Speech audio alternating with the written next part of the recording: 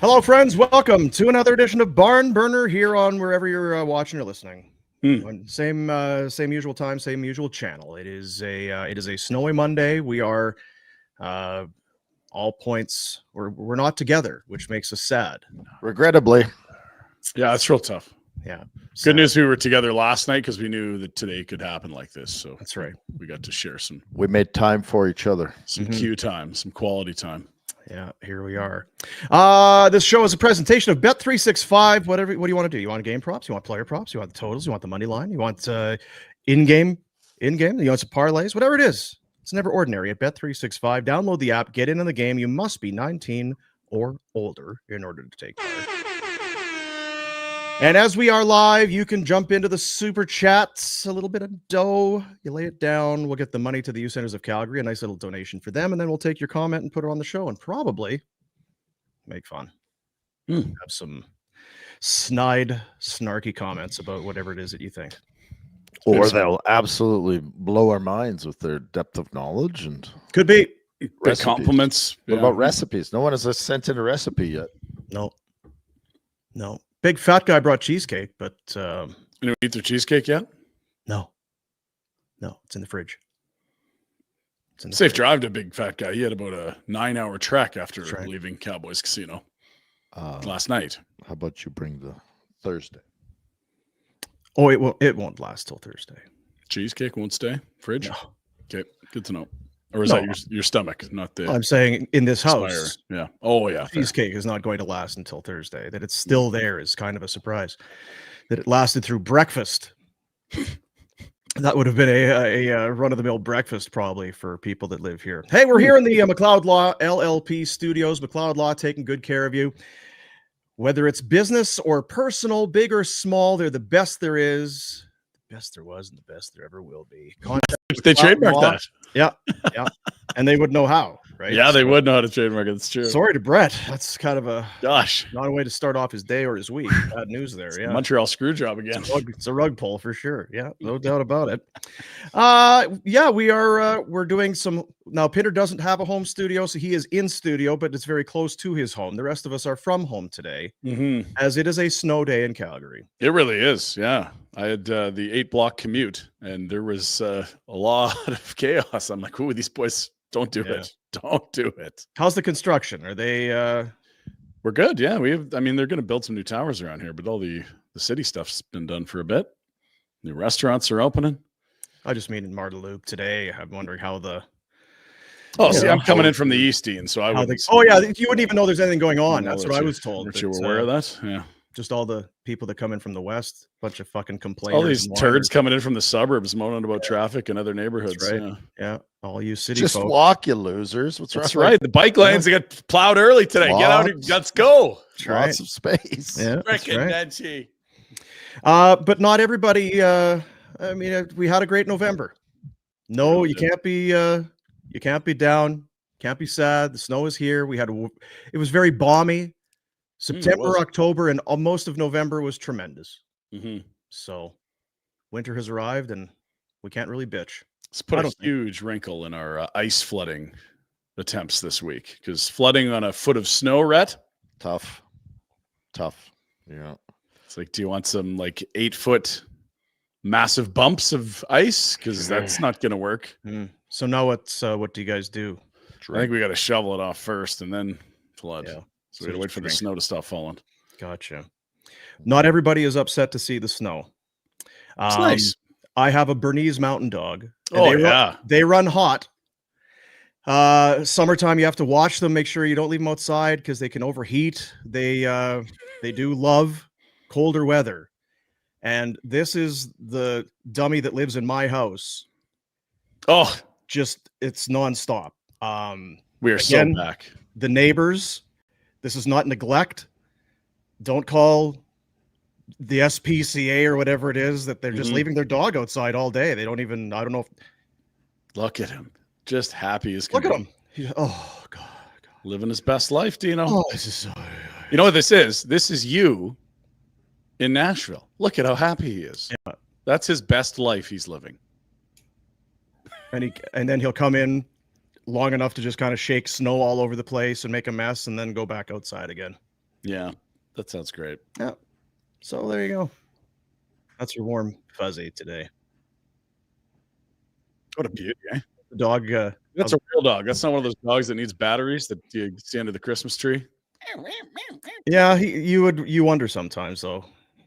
He's not the smartest. He doesn't be dog in smart. the He's world, just to but be a dog. He's a decent boy. We were at Cowboys Casino last night. We had a little special edition of Barn Burner prior to. We sat and watched the game. We had some chow. We sat in the recliners. Had a good visit with Joel Otto, and even Rhett Warner was there. Made a slight appearance. And a splash. People were pretty happy to have me. They were pretty excited to see you. Rhett was hobnobbing. People were seeking autographs. He was schmoozing agents. He was greasing over all kinds of people, talking Flames owners, all kinds of crazy stuff. Yeah. A lot of dusters in town for the CHL game.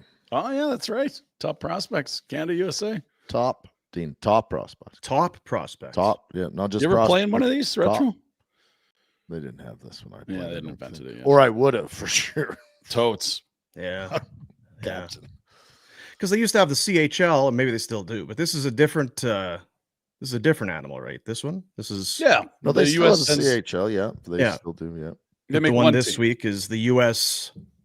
This Canadian pride is on the line here. Oh, apparently.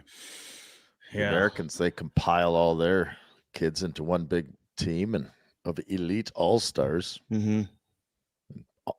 They're up here in Canada. My buddy Jay McKee helping coach the squad for the Canadians. Cheese balls. Cheese balls. They got him real busy. Can't even get him away for the sarsaparilla.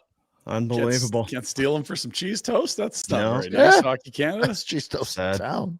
Sad to hear it. They're too busy keeping their best players off the World Junior team. Why is he so busy? I guess that's CHL now. Yeah. Anyway. Last week, Thursday specifically, and then even into Friday. Friday was a little more tame. Thursday, dander was up a little bit. They're kind of angry, just like your dog. You run hot, Dean. Yeah, I run hot. I've since simmered down. Yeah. You know what Don Maloney's doing right now? Chortling. Giving old fat boy the middle finger. Jeez. Hey, rebuild this, Tubby. Has he got the Totosos? A Totoso. A Totoso. A Totoso. A Totoso. This you? Hey, this you? Is this you, hey, Tank Boy? Is this you on the old internet, sir? Yeah. Maybe you just leave the hockey team building stuff to us, and you just stick to your basement and your YouTubes, okay? Because we're on a 3-game heater. Yeah. We're going out to Florida, living our best life. You stay in Calgary in the snow and plan on losing a bunch of games. You loser. We'll be out here winning. Yeah. The winners are out in FLA. That's right. With all that glorious sunshine out I would in like FLA. to think that they don't listen or hear anything that you, I, or Pinder say ever. But probably for the best if they didn't. But you know what? Elliot has the big podcast that he does, and he came on today and said that was entirely a self-inflicted wound by the Calgary Flames. And that was kind of the point I think we all agreed on. It's like, you didn't have to come out and do that performative interview. You could have just said, we'll pass, or put someone else in front of the camera. And yeah, they're up in 31st. So I guess they can really prove us wrong here. It's a nice run of play, but it doesn't mean that you're going to be rolling at a 700 clip the rest of the way to get to 97 points or whatever you were set on. It's been an interesting few days for sure, because on the Wednesday, Don Maloney has the chat with Parker, and like a lot of people, including us, were like, the hell's going on here? Say what? That's sort of a reaction. What was it? Say what?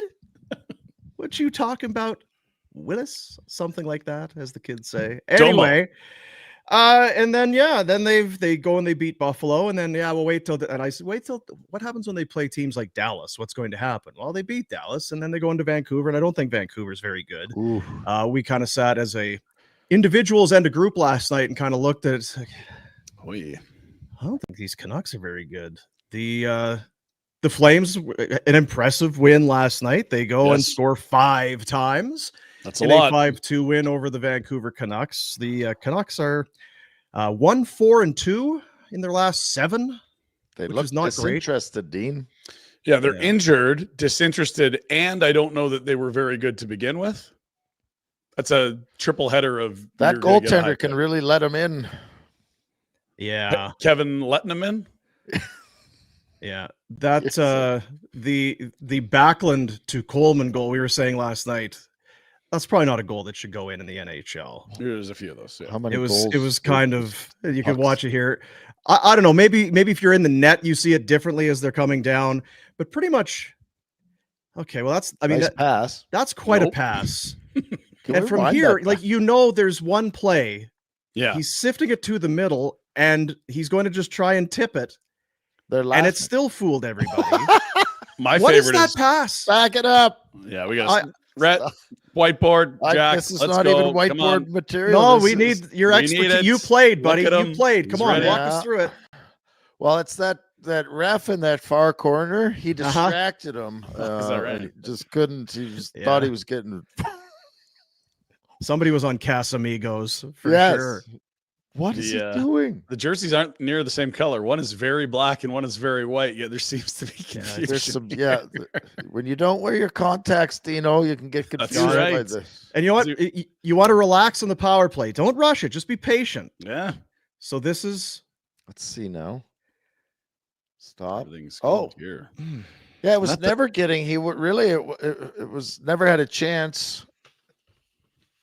The defenseman was not. Brock. Brock Lobster. Now you're On the you're tape. not in terrible shape, Rhett. No, it seems okay. Oh, The thing about the tip-in that you guys alluded to not going in, like at no point does Kevin Letterman ever think this is a shot on him. He knows this is a play to get tipped, and it's on the ice going right to the middle of the slot. Like, go to the middle, get big. What are we doing? Like, what? How is he fooled on this play? Why are you deep? Oh, is it in? Oh. what? Wait, I didn't show it any longer. Hubie's laughing. They're He's laughing at them. He's got a fight. He's in the box. They score shorthanded. Oh, life is good. That is so. Oh, And where's Backlund going? Who's going to the net there after the puck goes in? Are they beaking the goalie? That there? was the 300th point in Blake Coleman's career. So he gotcha, went and gotcha. grabbed it. Yeah. That's captain's duties, right? You got to know who's Yeah, close yeah. to the milestones. Mm. The I believe that went in. They were Oh, wow. back patting themselves really hard for the Kevin Lankinen signing and traded Arthur Shelovs for a ham sandwich to Pittsburgh. I don't know that was as good as they thought it was. The only thing that would make this better is if Elias Petterson was Evan Bouchard somehow. Yeah. If that would, Did Elias be play last night? that'd be the best case scenario. Quinn So, yeah, played. that was a Coleman goal in the third period, shorthanded, that made it 4-2, I believe, at that point. No, that was the It was the 5-2 fifth goal. goal. Sorry, 5-1 at that point, and then Quinn Hughes would score shortly thereafter. But We've been yeah, the hacking on the wrong team, Dino. Canucks are not good. They We were should not be good all last over the night. Canucks. We should be sell Hughes, get him out. Honestly, like it's not even a joke. Like they know that he wants to go play with his brothers. Clearly, New Jersey's in a position much better than the Vancouver Canucks are. His two brothers are locked in long term there, and it's like, when do you get the most for Quinn Hughes? Because you can definitely ride him to UFA, but like they don't have a system like the Flames have started to build. It's ugly, and he's gone. Like I don't. Why would you stay? Why would you stay there? Like if you're winning, hell yeah. You would like have if, to give me double the. Wow. like Nice if Elias city. Pettersson's getting 100 points and JT Miller and him get along, and he's a So great what's power his- forward, and what's Demko's his- healthy, sure, but none of those things are real. Yeah, they're not good. They look disinterested. He doesn't want to be there to begin with. It's Canada.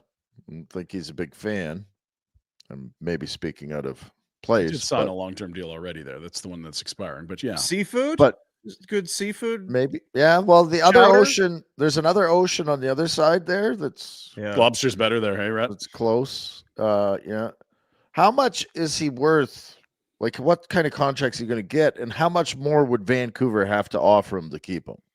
I just think if you're getting to the point where other teams are bidding against you, like you probably already traded him. Because I know, but I'm just hypothetical. I would say he's for probably a $16 to $18 million player if he wants to get max value. If you can justify Kaprizov at 17 and a half, then why not one of the top 2 defensemen on earth for that same number? And the cap's going to be higher then. So if he's, let's call it 16, is Vancouver going to have to offer him 20 to try and keep him? Like, is that a temptation? If you're Hughes? But if he doesn't want to be there, I mean, we've always said it. Like, if you really want to play the brothers, go play for 18. Just play as a fun 16. game. Yeah. I don't think it's happening. I think he's gone. What do you think his average ice time per night is? I just took a look. 24 and a 30. Because sitting beside Otto last night, it was the power. Hughes isn't coming off. Well, they pulled the goalie. Right? Yeah, he's not coming off, right? 27. Oh, my God. 27-14 a night. Oh, for Quinn Hughes, 21 points in 18 games. He is everything. He's all Vancouver. They have. And last year, he was doing it hurt down the stretch. Remember, he was going on one leg, putting up 2-3 points a night, just trying to get them in. I mean, the whole thing is like, if a Quinn Hughes ever got to the market, everyone would blow their brains out spending too much money on him. He doesn't have to settle with the nonsense in Vancouver. There's other teams that will pay him that aren't a circus run by a bad owner. Like, and since we can only focus on bad, what the F is going on in Vancouver? There was no one else engaged in the game. Garland, maybe? Would you? Mm-hmm.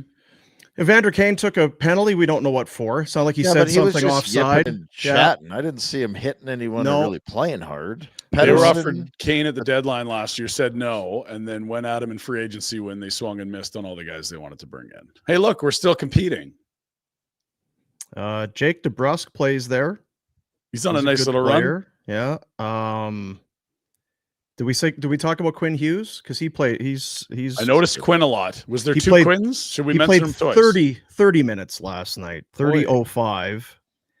Don't recall a lot coming from Elias Petterson. Any of the Pettersons. Quite honestly, there's 3 of them. Yeah. So Elias, and Marcus. Yeah. Yeah, maybe that's the team we should be talking about draft lotteries and. Yeah. They're right in it. And now look, that's as bad as they're going to look. Because they're missing a lot of guys. Like when Demko was in there, it looked like the Mika years in Calgary. You're like, there's just enough talent where if our goalie's way better than the other goalie, we can win some games. Yeah. That's what they were. Now Demko's gone, and it's like, shit, this is not pretty at all. And they're missing Filipino, who's supposed to be their 2C, but he's always hurt. Can't be surprised he's hurt. There's some other bodies missing. That's as bad as Vancouver's going to look. And they just got back from a huge road trip. First game back. Rhett's great excuse. They got more time off here. We'll see if they turn it around. But, I mean, they're just not that good to begin with. If Demko's not going to be active in the first star, wonder what – I'm always curious when management move on and they GM or whatever is in a spot and then they leave. And because the thought is, well, we're going to do better when this person leaves, for a guy – former management that maybe worked in Vancouver, but now is sitting somewhere and watching the team have a similar or even worse fate than. Well, they've had a lot of people running the team. Is there anyone specific you'd like to hear from? I'm just trying to think. I don't remember. Like the thing with Aquavelvas, Trev wanted to rebuild, but like he was really key on like season ticket base and stuff. So like we had to keep pushing to make the playoffs and competing. Right. And Trev opened some of those workout places, a fitness center and stuff. Yeah. Didn't old Jim, did he draft Quinn Hughes? Was that I think he may have. They had Petterson and Hughes pretty tight. They weren't trying to rebuild. They just were bad, and they got those 2 guys. That helps. And there's, again, because we've talked a lot about the trajectory of the Flames and what are they? Is it what kind of a culture, winning, losing? They had a special kind of a run a couple years ago in the playoffs. Nashville did. They played each other, yeah. Right? And now here they are. That's a pretty quick fall from grace, or was that what do they call it? Lightning in a bucket, right? Did they have lightning in a bucket a couple years ago? In a bucket. Yeah. They were up 3-2 against the Oilers. They did not have Demko. Besser missed game 7 with blood clots. They had a chance to bury the stinking Oilers, didn't do it. And I'm sure Oilers fans are now taking credit for ruining the Canucks. Do you think if it was a great situation out in Vancouver, if old Rick Tocchet might have He saw what was going on. right? Like, no, I'm out of here. So is this more of the same, or is this now Their owner? They're a dog's breakfast. Their top guy's soft and doesn't give a shit, other than not Hughes, the guy they pay the most money. Top to. forward, yeah. Yeah, and their other difference maker is hurt all the time. So, and then I think it's a bunch of muck. Yeah, if you had prime Petterson, like invested cares Petterson, Quinn Hughes, and healthy Thatcher Demko, you can build from that. They have one of those three things right now. So only because we've talked the better part of last week and for this season about what the Flames should do if this is how it's going to be. Now, yeah, they've won some games, but Don Maloney said he's not interested in taking it down to the studs, and the culture, the winning culture, is Quote, unquote. important to have. How would you compare the Flames to the Canucks? And again, we're basing it off of one appearance from. They're 1-1. They've played twice. Vancouver shellacked them in the first one, so I don't want to overreact to one game where one team was uninspired and hurt. And I think Demko makes a difference, but I think that their offensive driver up front is not even close to what he pretended to be for a while. I have no idea why this guy can't play hockey anymore. He does not look engaged at all. And again, I've watched the 2 games the Flames have played against him, so maybe there's been bad outings. But when your top guys aren't helping you, you're done. You're cooked. Like you can't have how much does that Petterson make? 10.5, 11 million bucks, and he's a no-show. He's having a better year without JT Miller. Yeah, but what's better? This is turning into a Huberdeau thing where it's like, well, I'm going to work on my defensive side of the. No, I just think more like, where is he? Is he around a point per game? Do you know? Like, I don't have it in front of me. Sorry, Elias Petterson. Yeah, he has 20. I think it's 20 and 23 now. Yeah, so if you get him to 80, that's okay. But I understand Rhett's frustration. Like, he's a player that the more you talk to people around Vancouver, they're like, he's very good at hockey. It's definitely not his passion. He doesn't burn to win. And so when you get him right and vibes are good, he can be an absolute difference maker. And at times he's been that this year. But last night would have been, like watching the Flames when they went 1-7-1. It looked awful. They're not that bad. It might be a league trend where these guys are highly, highly, highly skilled, and some days I just don't feel like it, so I'm not going to do it. I don't know. Like, when I look at you can do that, Ryan. It's okay to question whether they work their ass off. I think yes. There's just lots of guys that don't do that. Like, he is notoriously flaky. I don't look at Celebrini and Bedard the same way. And frankly, he didn't go one. So maybe I should. Yeah, but I'm not saying everyone. But you can watch the Buffalo Sabres, who have had an interesting week. Did they look engaged again? And I mean, it's 82 you watch games. their one loss in their last 5. They didn't. And they were tied after 40. But I think there has always been flaky players in this league. And it's just bright lights in Vancouver when you're making this much money. And it's like, Wow. Yeah. Anyway, like Alex Semin was notoriously flaky. That was 15 years ago. I don't know that that's changed, but yeah, like, it's a different athlete. They're, these guys are independent contractors with agents from the age of 13? Like, that's crazy. Anyway, I can see the chat. They're like, could you please not just, that's enough about Vancouver. I just thought it was curious because we've talked a lot about what just the Flames in their life cycle. What are they? Is it a rebiggle? Are you sticking with the program? What are you doing? Vancouver's probably got their own. So have you seen anything? Because obviously we came out and said, what are they talking about? They got I'm not phased. I feel the same way. We were sitting watching the game last night, and it's like, they're playing hard, and they have been for them out. There were a few games during that, whatever it was, a 7 or 8 game skid where it looked like they may not win all season, but you knew at some point you win games, you play better. And that's what we're seeing is they're winning games and they are playing better. It's the rodeo analogy. I didn't like the bull last night, but yeah, the Flames as the bull rider looked strong last night. I don't know what to expect on this road trip. I think I know what to expect, but is there any part of you that thinks that we overreacted, that I've believed it for a decade? It's recency. You watch a bunch of losses and it's just easy to slide into that way of thinking. No, since Gaudreau and them left, you can't compare yourself to Dallas because you're not a winning team. You can't say we like the Dallas model when you don't win. So what Don said there is completely out to lunch, in my opinion. I don't care so much what he said, but you can't say you're Dallas. You're just not. You'd like to be Dallas. I think everyone would like to be Dallas. Hey, let's just draft some stars in the late first round. Cool. Like, easy to say, very hard to do. Yeah. And do you have Jim Nell working for you? Have you been a lock for the playoffs for the last decade? Like, what are we talking about? No. Now, I don't think I asked you guys that a few days ago, maybe last week. Are the Flames as bad as they've been playing, or the 32nd place team? And maybe they're not a 32nd place team, but they're still not positioned to have a decade of deep playoff runs. So my opinion on the team is still the same. You need stars, and you can go and look at who wins in the playoffs, and they build those teams out, and they're really effing. Tampa Bay did it. Colorado did it. Vegas, bit of a different animal because they had to come into the league, but every cup winner's got multiple high top 5 picks that are huge contributors, and whether they added them in trade, but via smart management, or whether they drafted themselves, that's just a fact. And even like St. Louis had, like Bo Meester and some really good high-end talent there.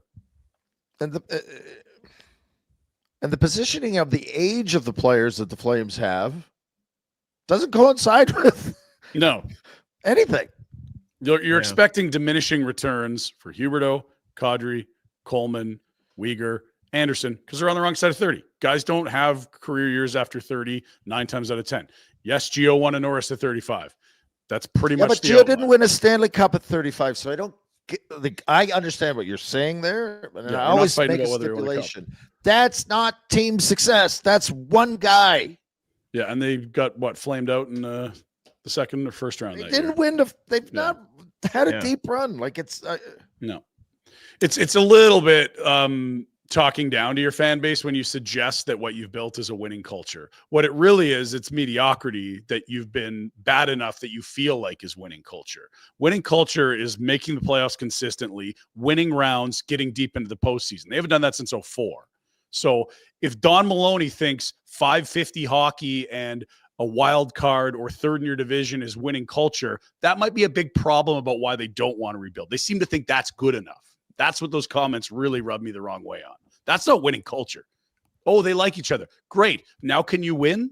Because also that'll help the bottom line, which I know we care about too. It's exactly how I felt when I read that. And again, we're really kind of dissecting comments, and it's maybe unfair to Maloney because he did a couple interviews and we're still talking about it.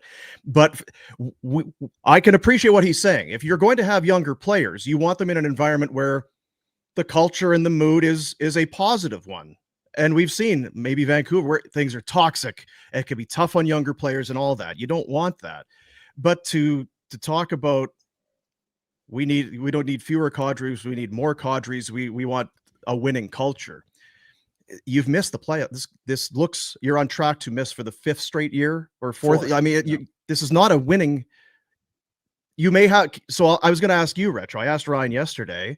I mean, you played, you've been in rooms, you've talked to guys. Can you have strong and good culture, strong culture with a team that doesn't win a lot? Because this is not winning culture. That's the difference. Can you have a good culture where everyone gets along? I guess. Yeah, we missed the playoffs once in Buffalo, and we were all best friends. And if you ask any of the guys that were on that team, they loved each other. So can you? Sure.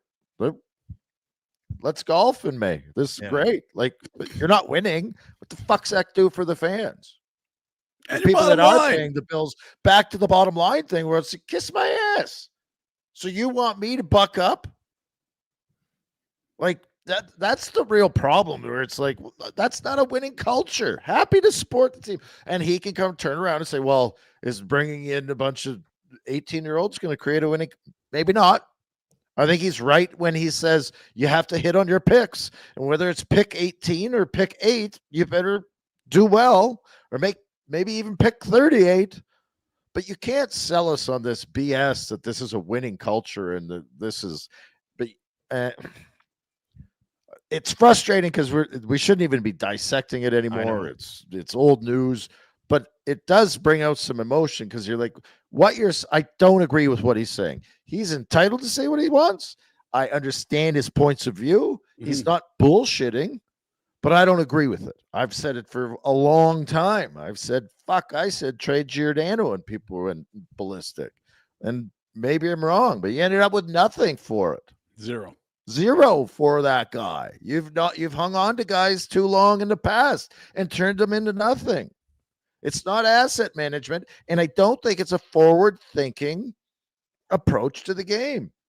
And look, like to your point, you're a billionaire, you own the team, you hire the people you want, they can go speak in front of the media whenever they want. Just don't be surprised when there's a massive backlash when you choose to do that. When you want to call mediocrity winning culture, this is what you're going to get. When you want to put someone out there when you're in 32nd in a 32 team league and talk about, working harder and being a good team, this is what you're going to get. You didn't have to do that. No one said, okay, it's Poho Day. Everyone has to put their president out in front of a camera and talk. That was your decision. Elliot Friedman, there's a guy who covers the whole league. Self-inflicted wounds.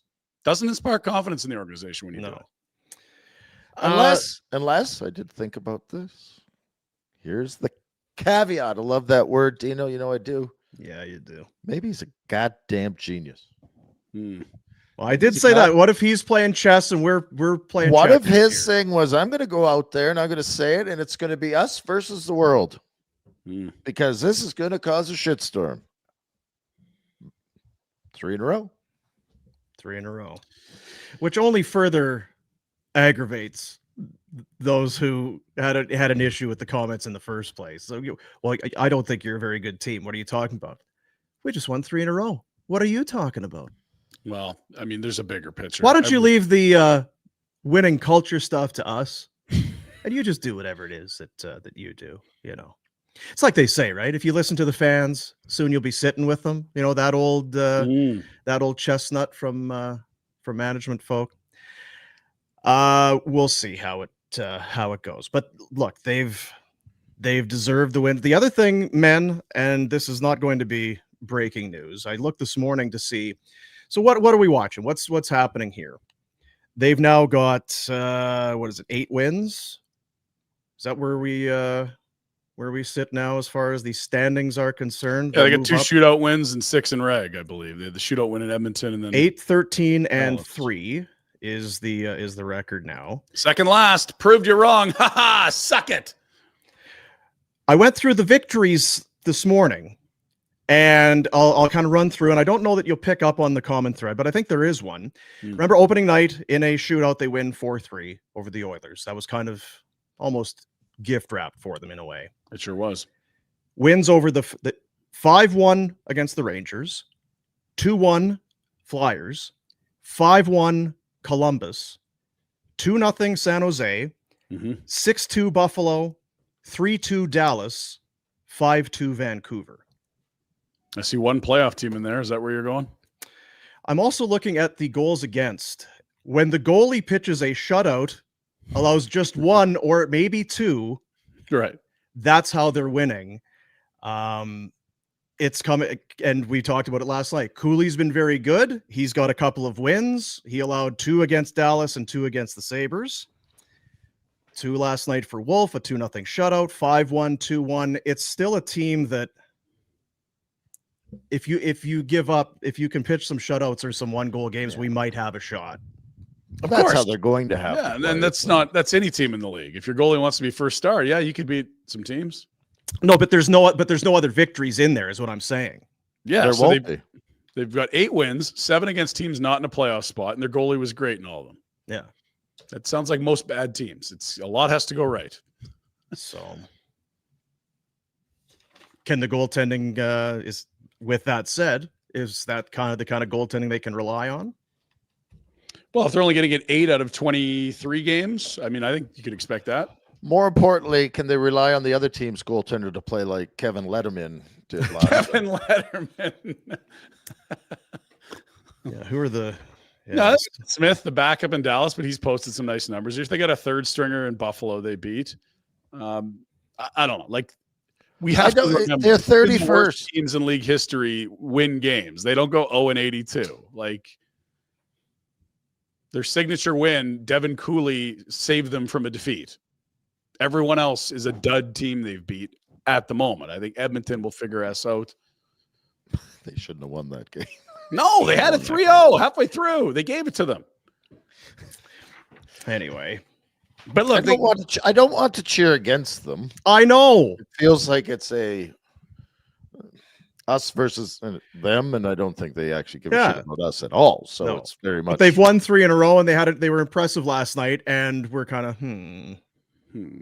boo a little bit because we've planted our flag in the one side in the you need to high pick. You need to turn this thing around by selling and picking high, and they seemingly, again, maybe they're smarter than us. They've planted their flag seemingly that that's what losers do. Yeah. Losers don't try to lose. We're not subscribing to that. It's all losers at the top of the leading scoreboard in the NHL. The losers that drafted Celebrini and Bedard and McKinnon and McDavid, Carlson. What a bunch of losers, those teams. Honest to God, it's our biggest fear, and certainly mine, is that I didn't think they were 32nd. Caliber, like they were really bad in October. Yeah. Yep. And that they're going to try and ride this out, and they'll climb, and there's certainly no guarantees. I think the interesting thing for me was that when we're in the muck, you're like, well, even if you finish dead last, what is it, 25% chance of 30 getting the number one? So it was kind of like, well, that's not high, and dead last teams have rarely gotten the first overall pick. So maybe that's irrelevant, but I don't think you want to climb too high. And I think this team will have enough wins at the end of the day. You'll be like, well, you did it again. I don't know. Like, I think they're in a group with a lot of other teams similar. Like Nashville's got the GM F-bombing his players. They need to be better. Vancouver, when they're healthier, are better than we saw last night. Yeah, we got that in the Pinder Report. You know, like who's above them that doesn't have room to be better? Because that's what we're really saying about the Flames. Like, well, they're 31st, but everyone in the bottom 10 is saying, oh, we're 20-something, but like Toronto's saying, we just need to get healthy. Edmonton's saying, we just need to get home. We played 16 road games. We'll get some saves. You know, like all these teams have the same excuse as the Flames. It hasn't gone well. That's why you're in the bottom 10. But on paper, who are you absolutely sure you're better than when you look? Like, who can you guarantee they finish better than? I can't give you a name. I'm going to send Jack the bottom of the overall standings. I can tell you, as you say, Nashville has now either the Flames have passed them or the Predators have fallen below them, however you want to look at it. But the Predators have 16 points. The Flames have 19. They've played 3 more games than the Predators. That said, Vancouver is suddenly right down there as well. St. Louis is not. They're still kind of kicking it around. So there you have, as far as the league standings. Now, again, games played and points percentage are going to change. But as of today, that's the points and the bottom 7 in the league standings. And so I get it. Like the fear is they fish 25th, right, Rhett? And it's like, oh, shoot. And maybe someone behind you wins a lottery and you're like, you're picking 7 or 8 and you got to wait 2 years on a kid instead of someone that plays next year. But like, who in that group are you like, Flames are better than them? You're no one. Because everyone has found themselves here for a reason. Yeah, and they're all flawed, and they all could be better, and they're all dealing with some stuff. They're all frustrated. They're all pissing and moaning, and aside maybe from Toronto, and I mean, it is tight, but climbing out of this stuff there's no guarantees. Like no. And look, Nashville, it's ugly, but it's still like, could UC Saros get hot and Roman Josi put up some points and Stammer and Marchessault look a little bit better? I don't think that's crazy. Well, who's going to have the balls to make some trades? That might be alone the thing that needs to happen for some teams. Totally. One of these teams is going to fly the white flag, move some guys out, and really crater. And that's how you're going to increase your lottery odds. And that's what's frustrating this fan base is there's a huge opportunity this season. If you somehow got up to 27th and it's like, oh, shoot, like we really like 5 kids at the top and there's a ledge. What the hell did we just do? Oh, because of winning culture. Like you're 25th or something? Come on, get out of here. Huge opportunity in front of you. Yeah. So that's where we sit today for what I'm going back to it one last time because it's a fun. Who's cooking in that kitchen? It's the other thing I said to Ryan yesterday. Maybe the biggest takeaway, and maybe not. Maybe it's all just blather. And Maloney's like, I've been doing this for 50 years, guys. Thanks for subscribing. No comment given on the contract status of Craig Conroy. and what they're doing with him. Well, and maybe I'm wrong, and we're close to it because we're in Calgary and we see it. Who are the chefs in Vancouver and St. Louis and all these other teams? Does Bill Zito have 7 guys that he's relying on for advice? Like, there seems to be a lot of guys that have or had that GM hat that are all up at the top of the food chain as far as the Flames organization. Like, like you got Nonis. Conroy, you got Nonis, you've got Peter Hanlon now, you've got Pascal now, who's been like, and Maloney. you've got Maloney. That feels like a gauntlet. I think the front offices, that's a normal size. You just hope everyone's on the same page. That's kind of what you're alluding to, right? Like, is there all of a sudden a power struggle if people think Connie's not coming back? I'm not. Yeah, it just feels like that's a lot of. If you're walking down the hallway and you've got an idea and a plan for what you're trying to accomplish, what do you think about? Well, I'm not sure. What do you think? I agree with you. I think that when you're sitting in the boardroom with everyone, are we a quorum? Is that the word? I have no problem with differing of opinion and battling and presenting a case for what you believe is right. And I think we also whether we like it or not, you got to go up to the very top, to ownership, to get some things passed. But how Who's many he listening to? Is it Conroy, and then does he have to do the convincing of Maloney, and then here and that? Because if you're constantly doing this, that gets old fast for a guy, and that's not it's not conducive for getting good work done. And it share opinions and have your battles, but if at the end of it, it's like if Craig has the autonomy to at least say, okay, well, good points, men. I appreciate.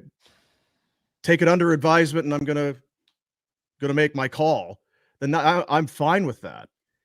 But to your point, Rhett, if it's who's got the stick? Well, and the catch to all this is, if you believe in Craig, why aren't you rewarding him with a new contract? Yeah, and that might just be the way. I understand. Get it dealt with.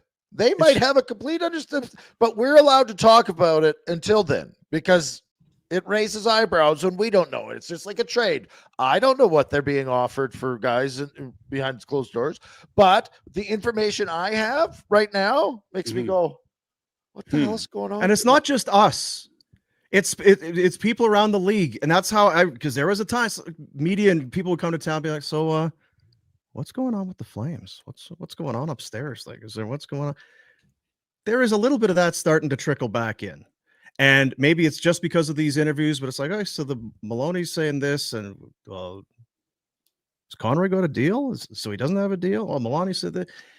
It just, I guess it's good if you don't care what people think or what the optics are, then that's fine, I suppose. Yeah, you don't have to listen to us. You don't have to listen to us, but people that are listening, this is what I'm thinking about right now. When I look at the Flames organization, I don't agree with how you're approaching it. I don't agree with Mr. Maloney's comments, and I'm questioning why Craig Conroy doesn't have a contract. That I don't have any information. But that's what I think about right now. So you're in a loud market. It's Canada. It's the biggest team in town. Like, no one in California is talking about Pat Verbeek not having a contract. So that's part of it. And so that's why I keep coming back to this, like, self-inflicted wounds. Like, when you go put Poho in front of a camera and then ask him these questions, like, maybe this is a normal course of business and they're just dotting I's and crossing T's, but why would you do the interview at that juncture? Like, if it's almost done, wait. Quarter pole. It was the quarter pole, wasn't it? Right. Yeah, sure. So I'm of the mind that this is going to get done, and they like Craig and they think Craig's done a good job. I don't know how the front office operates, but it does in this market just add fuel to the fire when you trot your president out twice and he doesn't really give a vote of confidence. Well, and it also says that he was listening to the response from people and fans and pundits, that he had to go out twice. And we're not totally clear on the timeline there, but it appeared like he went back to what might have been polish things off, but felt like a double down. Or did he do another interview after the intermission and then the backlash all came later? I don't know. We got a House of Team next year too. Yeah, and one with McKenna would be fun to watch. But that's fantasy hockey, apparently. Unlike winning culture at missing the playoffs 3-0. That's real hockey, not fantasy hockey. Just win. Put together a bunch of young kids and just have some. I sent a couple things to Jack here. Again, I guess it's a hockey market. Sorry, it's what you do. Yeah. You analyze and you read into things, and ordinarily, I'm the guy that says it all the time. Don't read too much into what you hear in the media. It just I feel like we're not being fed bullshit here. I kind of feel like we're getting a look inside. It feels different to me. Do you know what I mean? Sometimes you can worry that you're getting an inside. I feel like what we're not being fed something to subterfuge to kind of knock people off the scent. I think that this is kind of what we're seeing. We can go to the first one, the comment, Jack. Yeah, that one there. So he was asked about, France asked about Craig Conroy and the work that he's been doing. I think Craig has been excellent at creating an environment, a culture here of being proud to play in Calgary. I think his biggest strength is his relationship with the players, which is excellent. He cares, and they know he cares. I think the first year was very difficult with the number of good players we had at the end of their contracts. A couple of those guys would probably help us right now, but we got through that. I think year 2 was very strong, but again, you want to keep the pressure on each other, and why we say we want to be a playoff team. We don't want to go into the season saying we want to draft in the top 5. I don't want to in any way, shape, or form be associated with that, because then why are we doing this? Just to fantasize we're going to get a star player. So where I get the tingles, it starts.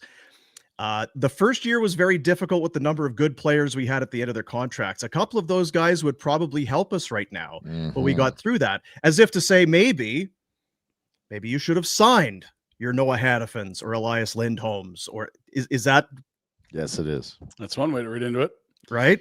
It doesn't really speak to, paying guys more than they were worth, which was why Craig wouldn't sign them. But, hey, if that's winning culture, being 8th in the West, maybe they're missing and wanting out and telling your team basically you want out, pay me extra or I'm leaving. So a couple of those guys would probably help us right now. I think year 2 was very strong, but again, you want to keep the pressure on each other, and why we say we want to be a playoff team. We don't want to go into the season saying we want to draft in the top 5. I can't help but again try and read in. It feels like the conversation has been we can try and get young here and get some high picks, but his take, Maloney's, is not interested. He says as much.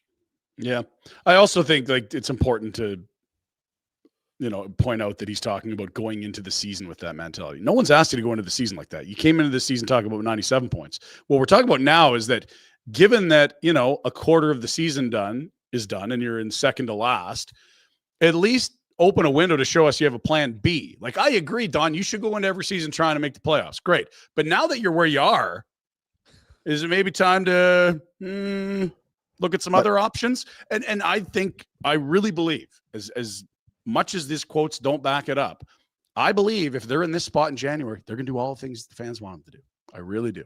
And I hope you're right. It's just that he's failed to even hint at it, which is just dumb PR. And again, self-inflicted wounds. Which is exactly what you're saying. Is I don't disagree. I think we all agree that push come to shove, the writing will be on the wall. And if the offers are decent, they will do the right thing.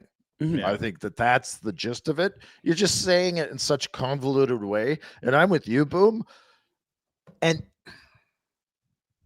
I hadn't read those comments, and you know what I mean? It kind of read through them. Yeah. Looking at that, it reiterates what I just said. That comment is almost, I almost said something rude, but that's an ignorant comment. Some of those guys might help us right now. Those guys wanted the F out. Mm-hmm. Or they wanted to get paid handsomely, and you'd be even older, barely hanging on. And all those kids that we're seeing play that we're hopeful might be good would have no fucking spot. That 'Cause you'd culture, fill that it with culture that you, bullshit. yeah, that culture that you covet, it was shit when those guys were Yeah, here how and was your moping around Hey, Yeah, that's true. and belly aching and bitching. yeah, he contradicts himself in that comment because, well, Craig's created a great spot. We should have kept those guys, but those guys, what? Those two things might be Yeah, related. those guys were toxic, and Conroy got them out of the room. And now, We should have kept them. final one, he's asked. This was the comment again. Credit to Sportsnet and Francis in his article from the weekend. Conroy's in the final year of his contract. Why hasn't he been extended? We keep that internal. We're not discussing that. We have a certain process we go Sounds through like here. this guy's been here for 18,000 years and he's running like.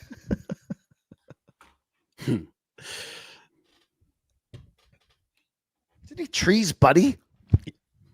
He hired Brad Treliving in Arizona, and Brad then brought him in here when he got relieved to be a. well, he was here before he VP. left, right? That's what I mean. Brad hired him to come in early in his stint to help him in the front office. And then when Brad left, So he do we was need to go elevated. through the careers of the like? Yeah, I don't know that either are going to go to the Hall of Fame as builders at this juncture, but especially Don. He had some lean years in Arizona, but that doesn't mean he doesn't know what he's doing. No I just think owners he's either. awful at PR. Yeah, he was in Like, Arizona. don't let him for talk quite to a while. cameras. Don't. Or do give us days and days. Yeah, of, this is That's true. I mean, yeah, for the fan base confidence low, for content creators, fantastic stuff. Bring him in. We'll do an hour sit down with him. wow, and it's probably shitty because we're kind of blasting them, but it's like we just said. Probably at the end of the day, they'll do the right thing no matter what. It's just that they were so dumb about it. They didn't even like allow that little nugget at the end. Like, and if we're in the similar spot in 2 months, we can pivot. One sentence. We're and there's evaluating this as it plays along. We're Yes. going to continue to evaluate and see what the best options. It's throwing good money after bad. Like, it's like, well, we had this plan and we can't pivot. We need No, you more can pivot and we Nazems, know you more can- 35-year-old centermen. That's what's stacking up is creating winning cultures and success. Like we need 2 more 35-year-old centermen. Okay, great.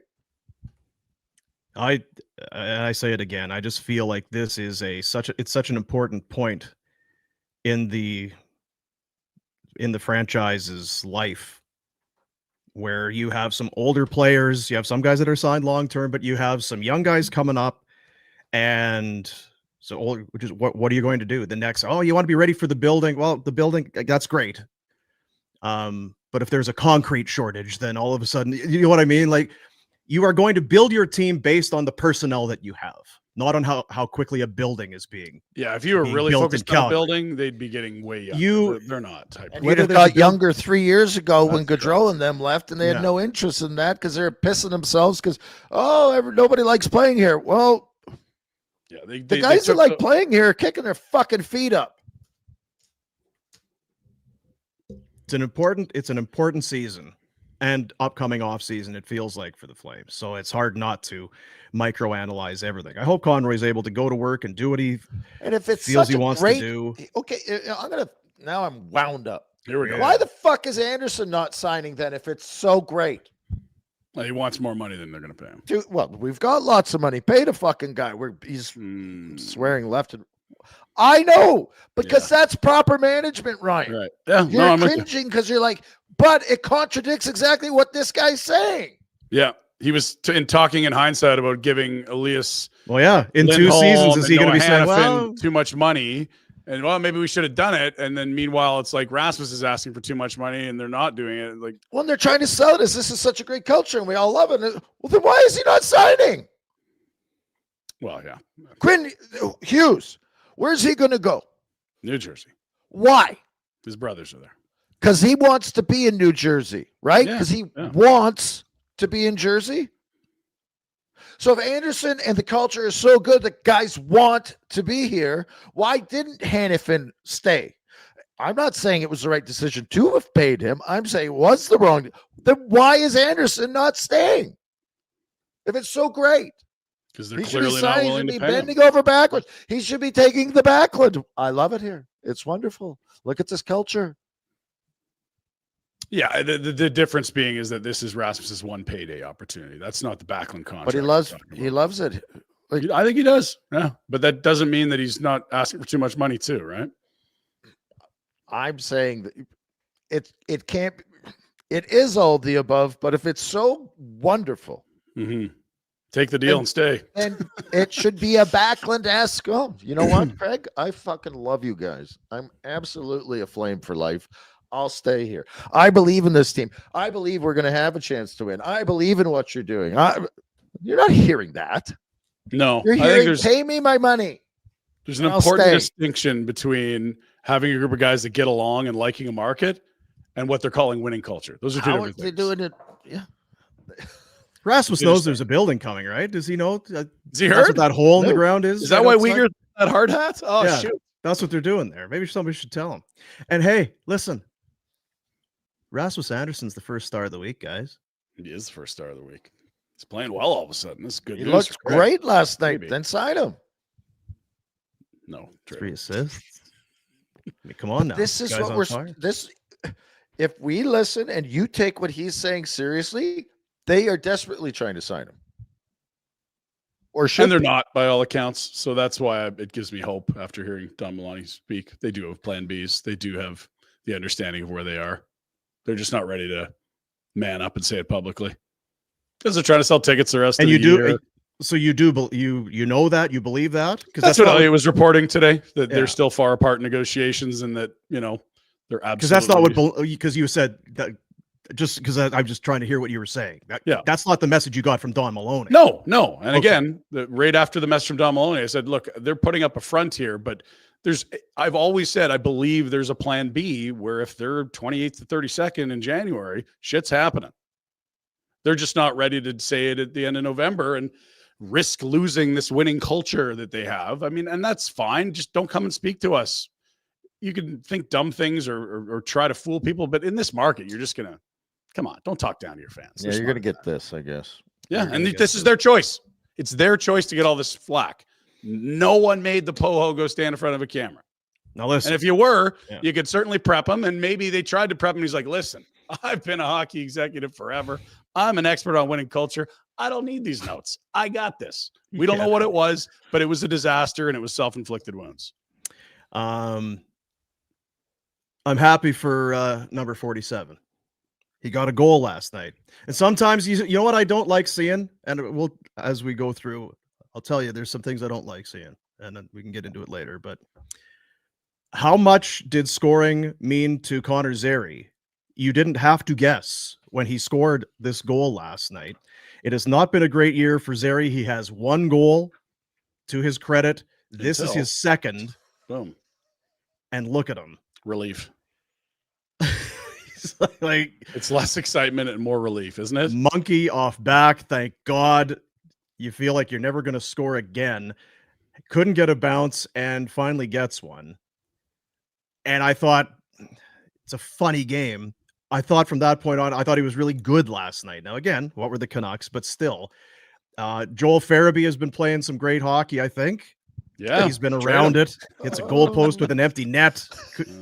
He was on for the Sharangovich goal. He was right there, but doesn't get an assist. I mean, I've been impressed with him, but for Zary to get one, they've looked better and they've skated yesterday. And Zary wants to score. I don't question that. I ripped him kind of a little bit last week. Absolutely. Can we play that once more, Jack? Because is it whiteboard? Well, it doesn't even have. I want everybody to get the enjoyment about just. I want you to envision yourself as a Canucks fan. Okay. Going into this. Okay. I'm cheering for the Canucks. It's 1-1 halfway through the first. We're in good shape. Great shape. It's a 2-on-5. It is. Everything's under control, boys. Let it roll, Jack. Whoop. Off the shaft. Whoop. Whoop. And again, the Backlund backhand chip onto the goalie. The rebound doesn't need to be left on the doorstep in front of him. Kevin letting him in was awful last night. Gross. Like, that is highly impressive. 2-on-5. Yeah, nothing we can do, coach. 2-on-5 pull up. Oh. One-handed stab. Look at Zary. Zary just splits right through there. Man. Old Zippy Zary comes zipping in there. Yeah.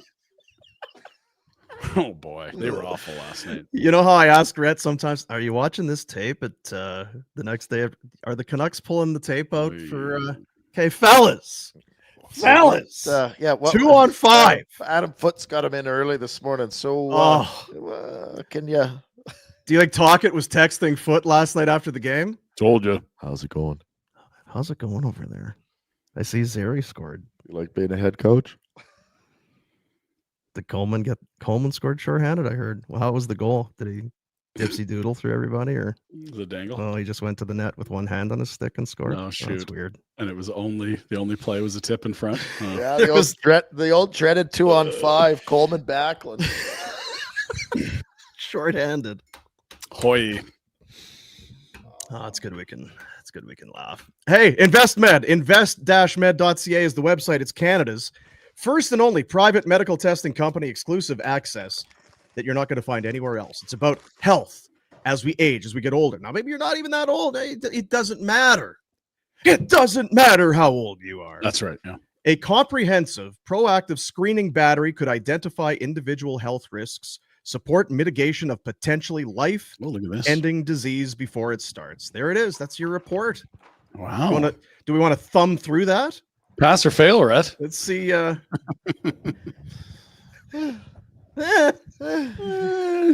Mitigate your risk for developing a serious illness. Optimize all aspects of your health so you can enjoy your best life now and as you age. The technological possibility for early detection, it exists and is at your disposal. Maybe you have family history of illness. Maybe you don't. But you start with it's a consultation. It's about an hour long, $199. Find out how to protect your future health with one of the InvestMed physicians, and then they go to work. And if there's nothing to report, then that's great news. And if there is something to report, then you work together as a team to start to get to work on that. Proudly Canadian owned and operated. It is science used in its best form. Keep you living. That's right. Keep on living. Living good. Living right. Living fit like Rhett down to his playing weight. Let's go. Invest-med.ca is the website. What do you say? Can you got any anything you can share? Overall, Rhett, you're doing great. I don't think it says that at definitely a little banged up on imaging. That's enough. You were banged up in Nashville. I know that. Yeah. I don't know what this imaging is. Banged up indeed. Bad shoulder strap. Everyone had a safe weekend. It was a very great weekend in Prince Albert. We were up there. The nicest. I brought this up. Nicest rink you're going to play kids sports. Did you hit the drive-through liquor store? That's what everyone. No, but I was going to bring that up. The drive-through liquor store was right beside the hotel, which the people in Calgary were very amazed by. Did I tell you this? Yeah, on you the did, show. yeah. I told you, but did I tell you on the show? Yeah. I think we mentioned it on Friday. I think so. Did we talk about the robbery? No. Oh yeah. So then they wanted to go Stabby. through the screw off camera. Stop moving. AI. So the good folks on the team wanted to go through the drive-through, so they went over to the liquor store, and then there was a holdup at the liquor store, and then the dude that held up the liquor store decided to was very short, crisp walk across the street to the hotel. Oh, and we were sitting in the lobby, and so he proceeded on coming into the lobby, and then they've got those the breakfast, some of the stuff. So he went back in the kitchen and took continental breakfast. Yeah, took some of the breakfast stuff. This was at night, but Cheerios, delicious. Yeah. Really wanted some Cheerios. And then he walked around and walked himself in behind the bar and grabbed a couple bottles and said, "You guys have millions. I'll just take these." And tried to leave. So when you say a holdup, you don't mean like a delay in the line. It was more of a mugging. Yeah, I think he had a fake gun, but it was definitely an attempt at yeah. But not to be intimidated. Old Ronnie boy, captain of the fire hall. Old Ronnie stood up. He told that that rascal, "I'm not going to stand for this. You're not going to rob from my hotel. Plus, I might get a free drink if I steal that right back." He took That's it right right, off. yeah. He just took it right off the guy, and then he stared him down. Did he really? Wow, that's a hero right there. He's an everyday hero, old Ronnie. I Yeah, don't want to say his last name because he'll get absolutely. Was it Ron Stern? Ron Stern, I'd be giving the bottle back too. God love you, Ron. Thanks for Boy, keeping us Ron. safe in Prince Albert and in Calgary. It's your great work as a firefighter. It's an amazing story. Great. I don't have anything quite like that. Well, you got to go to PA to have that happen. Yeah. That's weird. The top five. five stabbiest cities that would happen. How about you, Rhett? Ryan? Did you We were in Drumheller screaming at kids in 2 different tournaments. did you stop any robberies or No, take down criminals? no. Really, just what actually was a hit that you were mocking me. I took a little 6-pack of the Temple non-alcoholic beers out of the fridge here. A couple of the dads used to, don't anymore, or just needed a breather, had to get up early, whatever. Hot ticket item. Beers were going, and a couple of guys said, you know what? I just feel better with one of these in my hand because I feel like I'm one of the fellas. And I know that I'm in the right spot. Yeah, Pinder said, "Oh, good, stop at the liquor store." I'm like, "Oh, you could take some of. Might be an idea for you, Ryan. Take some of those Temples. Oh, yeah. Temple Golden Lager, a non-alcoholic beer that actually tastes like a beer. With Temple Golden Lager, you get that refreshing beer taste that you're looking for, whether you're abstaining or simply pacing yourself. You don't need to sacrifice on the joy of raising a cold one with friends. The Golden Lager with Temple will be an everyday favorite. Only 65 calories per can. Consume without compromise. Available online or at liquor stores in Calgary. You can buy it in Calgary at Co-op grocery stores and Amazon Prime right now online. Little website action. Yeah. Drinktemple.com. Drinktempl.com. Light-bodied, clear-headed. Mm-hmm. So when you're sitting by the 50-50 chlorine water pool with the water slide, Those are fun.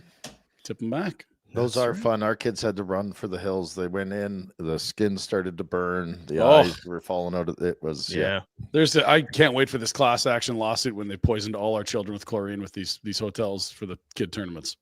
It's crazy. Like, I'm not even in the pool, not even getting a finger wet, and it's like my eyes are just red. And you're like, I'm not even in this. Imagine the kids. Yeah.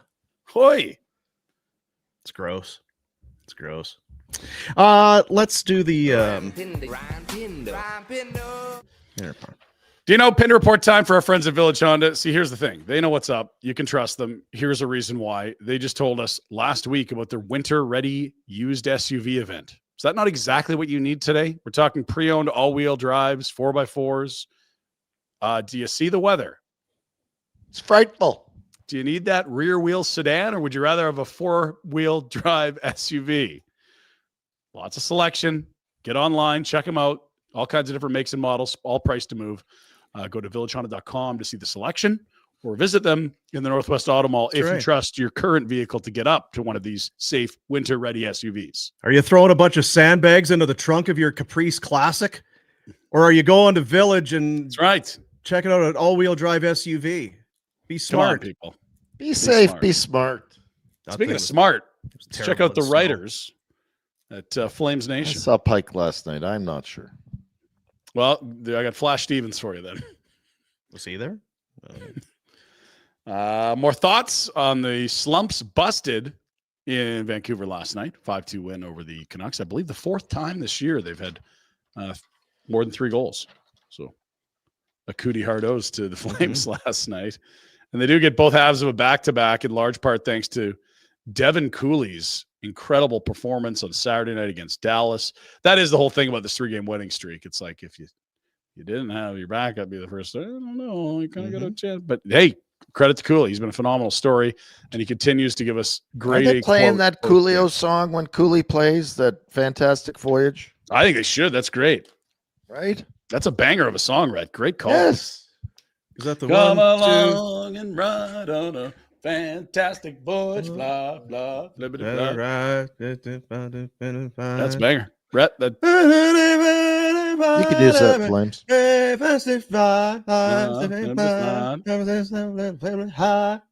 at this guy. Another guy, milestone, 300 points. That's why Backlund was fishing it out after that one-handed, undeniable poke from Coleman on Kevin letting him in. 300 career points ain't bad. I want one of those sweaters. With the 20? I don't need the 20. Maybe a 44 in there? Nope. Talk to Joel Hanley. I think he's got Just one. the Flames thing. Just a black. You don't want the 4s? Come on. It looks like a hoodie. Yeah. What do It's I an want the under- 4s for? No one knows. Okay, fine. We're proud of you, right? You can be proud of you too if you want, but we won't force you. Rasmus Andersson also on quite a heater. Look at this now.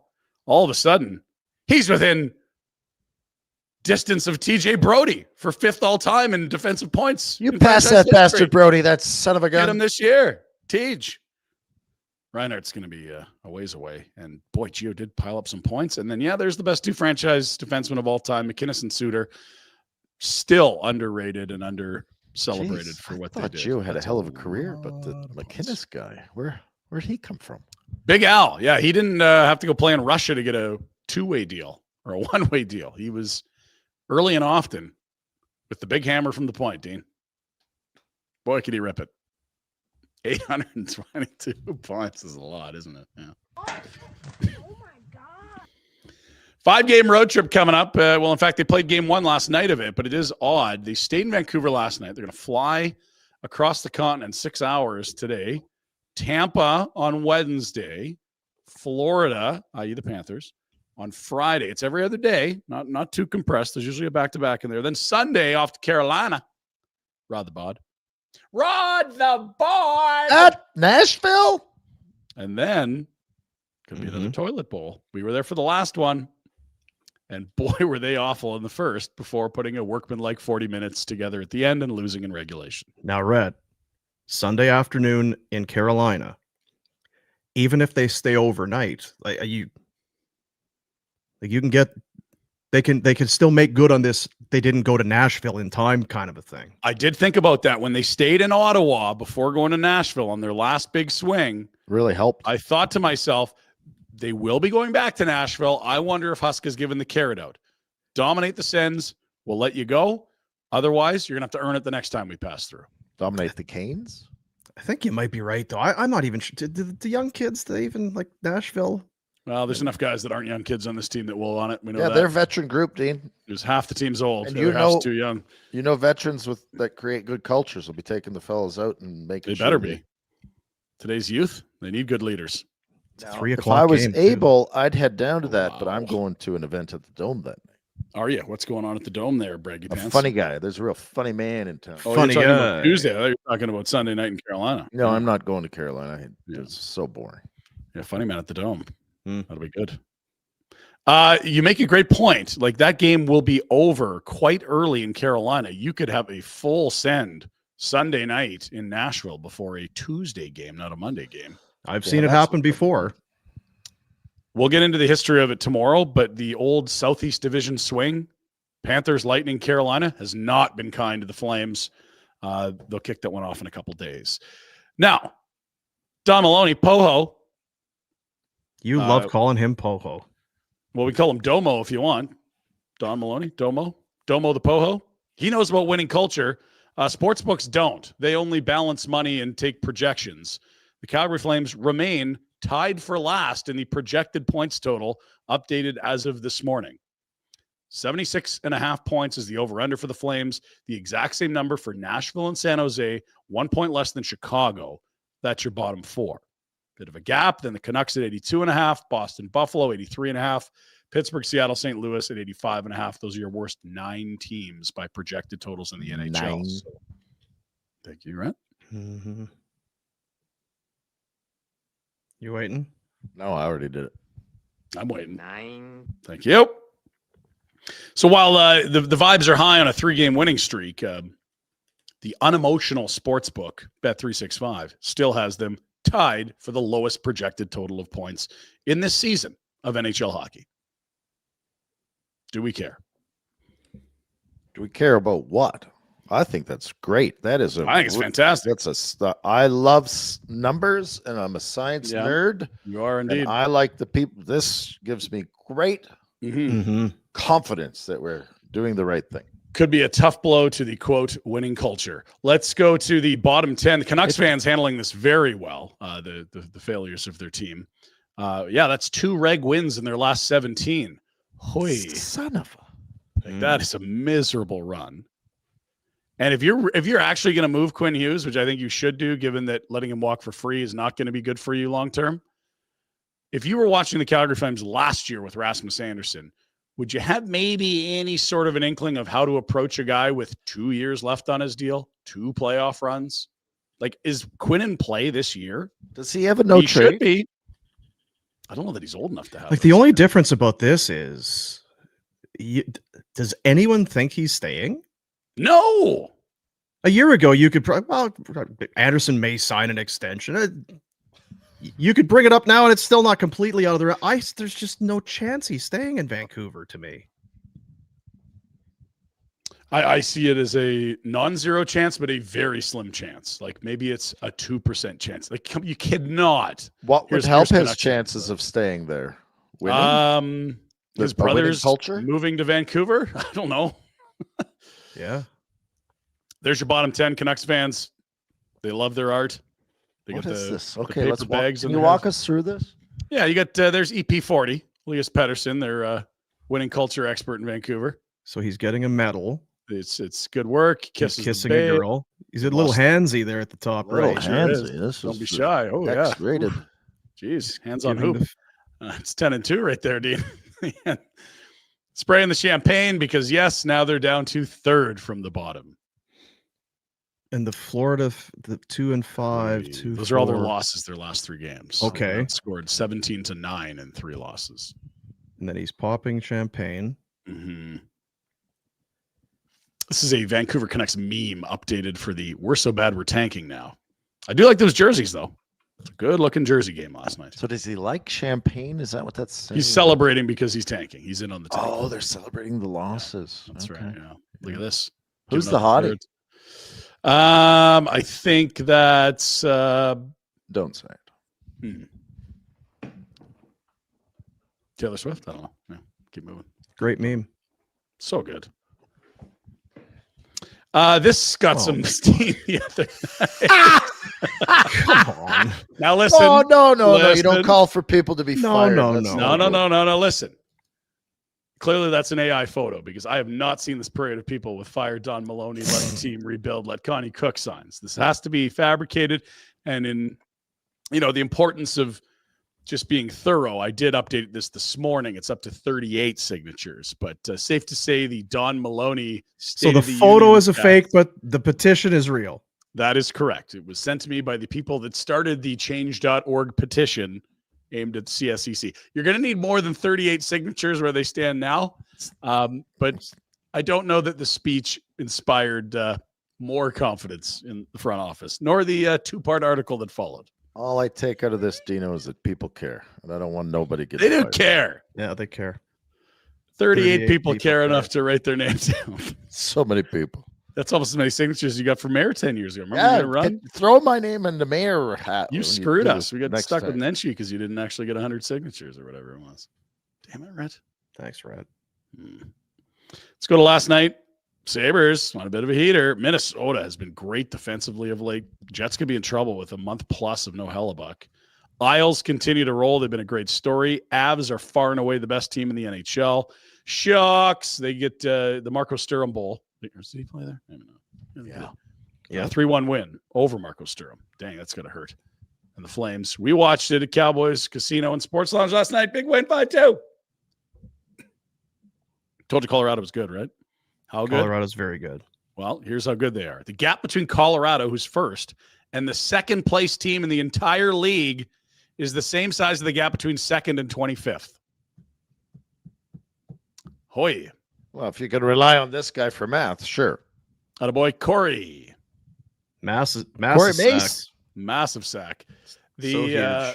Minnesota goaltending, we told you was good. Jesper Wallstad's been a huge part of it. Highly touted prospect finally arriving. He and Gustafsson forming a nice tandem in his last 5, less than a goal, 970. Woo-hoo! Now, do you know that the Oiler tie-in here? The Oilers could have drafted this young man, but instead traded the pick away to move down. And the Wild took, this is my understanding, is that they took Wallstead, who is now got 3 shutouts in 8 starts this season. And Dean, the Oilers don't have any goaltending issues. It would just be a log jam there. probably right. Can you go into that draft and do a little diving for us? That'd be lovely. I'll take I a know you look don't here. like to, but maybe you got a moment here. Hate to do it. We mentioned Barry Trott's not happy with his last place Nashville Predators. I need bleeping more from them. That's Trott's talking about his team. Oh, dear. It sounds like Phil Forsberg's not on the market, and I'm sure there's some loyalty to Saros and Yossi, who have been there forever, but Stamkos and Marchessault, those are interesting discussions that will be happening soon. They're 1 year removed from 40 goals each. They're 16 months removed from people picking them to win the cup. It's not, I said it the other day, it's kind of looking like the Daryl Sutter trajectory where it's like, you're a Hall of Fame coach, but you're a better coach than a GM. And maybe Barry will turn this thing around, but early returns. Motivator of Ben, Barry. You got to be in the room to do that. You can't be sitting up top. You're not a card player, Barry. Come on. They're going to be the team to watch. Here's tonight's slate. All right. What do we like in here? We'll revisit that Blues Rangers game for Bet365. I think your game of the night's probably the Jordan Spence Bowl as the Sens are back in LA. LA's had a ton of games on the road, and Vegas, Utah should be okay. Those are the late games. Good news if you're staying up tonight. Tough time selling the other ones. Although Jersey Red Wings could be all right. No comments. Okay. Keep moving. It's a story. NFL. By the way, have you researched your draft, or do you want to? I have some info for you. We'll stay on hockey then. Let's get rid of this one, Jack, and let Dino tell us about Wallsted's connection to the Oilers. In 2021, the 2021 draft, the Oilers had the 20th overall pick, where Jesper Wallsted was available. They traded down to get an additional third rounder, and they selected Xavier Bourgault at 22. The waiver guy. And then Luka Munzenberger, they selected with that third rounder that they got for dropping 2 spots. Oh, it feels like a win. Yeah, Wallsted is arriving. Looks like it. Full season with Iowa Wild last year was just okay, but cheap as chips, Dean. Entry level. Let's go. Oops. Oopsies. Let's go to the NFL. Last night, Staff Daddy. Rams look good. Matt Stafford was dialing. What's that, Red? Boring game. It was a dominant performance when what we thought was going to be a good Sunday nighter. 34-7. This was an absolute slobber knocker. It was early and often from the Rams, including a pick 6 in the first quarter. And Matt Stafford is lapping the field, it feels like. He's got 7 more touchdowns than Prescott and Goff, who were tied for second. 7! The F are you doing, Allen? Get your head out of here. Although he's got no one so greedy, he's running to. He has no one to throw to. They've even benched the kid that was supposed to be good and has a shitty attitude. Yeah, back-to-back weeks. Yeah. Well, let's get to the AFC standings then. Why don't we? Hey? Yeah. Yeah, look at the Bills clinging to the final wild card. Patriots, all of a sudden, 2.5 games up on the Bills. They will play one more time this year, right? You got to win that if you're the Bills. Let's go. Yeah. Oh, gosh. Oh, dear. I think they'll make the playoffs, but they're not going to catch the Patriots. Yeah. Broncos, a comfy lead, 2 games up on the Chargers, 3 up on the Chiefs. Colts had a chance to bury the Chiefs. What are you doing, Colts? Dummies. You had a chance. You had the foot on the throat. Put them away. It's like Vancouver against Edmonton 2 playoffs ago. Put them away. Ravens all of a sudden have the lead in the NFC North or the AFC North. Jack, what happens? I thought weren't the Ravens 1-5 to start the year? You have it locked up, Jack? Oh dear. No. You know what I realized Sunday? The Steelers suck. I've been watching the same shit for 4 years. Mason Rudolph throwing 3-yard passes. The defense is overrated as hell. Mike Thomas. I just realized I'm watching the same shit every year. It's like Groundhog Day. Groundhog Day. Watch that first step. It's a doozy. Well, she's going to be a real battle on Sunday. Oh, I'm sure it will. Jack, we got Sunday. Jack, winning culture. 6-5 in the hunt every year. That's right. The same shit every year. Is Domo the Poho also working football? He might be. Oh, dear. Oh, my God. Texans with that stout defensive performance Thursday night, firmly in the hunt. And there are the stinking Chiefs hanging around like a stinky sock in the laundry bin. They're not done yet.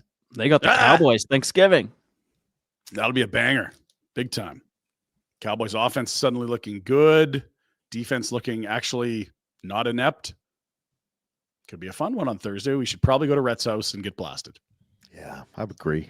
Probably. Let's go to the NFC. Staff Daddy and the Rams up top 9-2. They look like the clear-cut top team in the NFL right now. In fact, they're Super Bowl favorites to win as of today. Wow. Eagles. You dummies. They blew a huge lead on the Cowboys. Didn't cash out my multi-legged parlay with a nice payday because obviously they were going to wrap that up. Jerry's got the boys rolling. Jerry's got the boys rolling, Rhett. And you made fun of Jerry. 5-1. They got to find a way to pay George Pickens. Winning culture. Because when the Steelers give you a dynamic top 5 receiver in the world, you got to keep him and play him with Lamb. Can't cover both those guys. No. Panthers will play tonight. They're in the 9 hole. They're playing San Francisco. Woof. The Niners have been quite good. Panthers a surprising 6-5 mark. If someone told you the Panthers had the same record as the Chiefs, you'd laugh at them and tell them to check into a mental facility. Here's your game. It's in San Fran. It's a 6:15 Mountain start. And Christian McCaffrey on pace for a second 1,000 season. That's yards receiving and yards rushing. CMC is back. I can't stand this guy. Oh, every year you draft him, he gets hurt. When you don't, he's the best player in fantasy. 2 years that I draft him, doesn't play at all. Dog shirt. Maybe he can't stand you. You've cursed him the 2 years. That's fine. Every other year he's been fine. I It hate might San be. Francisco too, so screw you. What about rice-a-roni? Do you hate that? Never. I love Love it. You Did like you still rice-a-roni? get the rice-a-roni treat? Shit, yeah. Are you sure? What? I'm gonna check. Well, exactly. You're bragging it up like you. No, love what are it. you talking? When's Of course you. Did you say? Well, can you when's the still last get time it? you had the rice-a-roni treat? This The year? San Francisco treat or rice-a-roni? Yeah, whatever the hell rice-a-roni. Is it in your pantry right now? No, but I've had it recent. I don't think the people in my house like it, but I love it. Okay. It is. How do have you you live had with it, these Pinder? people? No, I don't know what you're talking about. You've never Complaining had about- rice-a-roni? Well, was it just some sort of like base of flavor you add to rice and put some meat in there or what? You're an idiot. I might be an idiot. It's not the first nor the last time I'll be accused of that. Jack, rice-a-roni? I have no idea either. Back to me.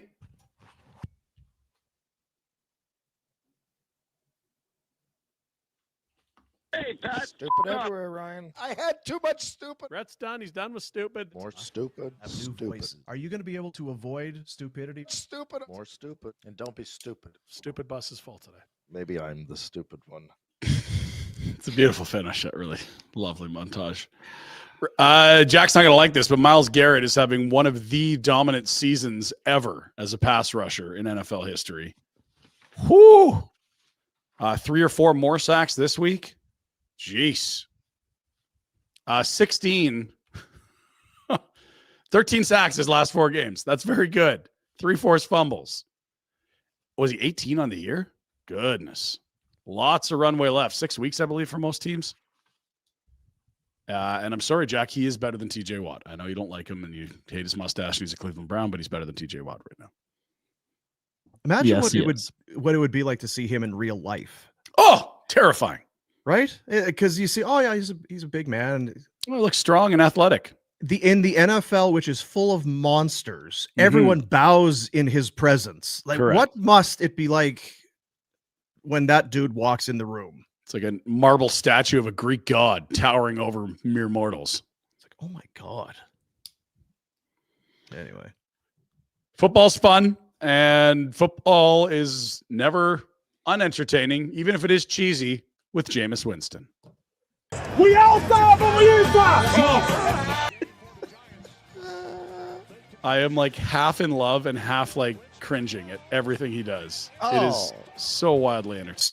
catch teams still in this day and age. We're almost into the fantasy playoffs, fellas. So we'll have a Tuesday update on the Media Hacks League, which has been Oh, we wildly will. entertaining.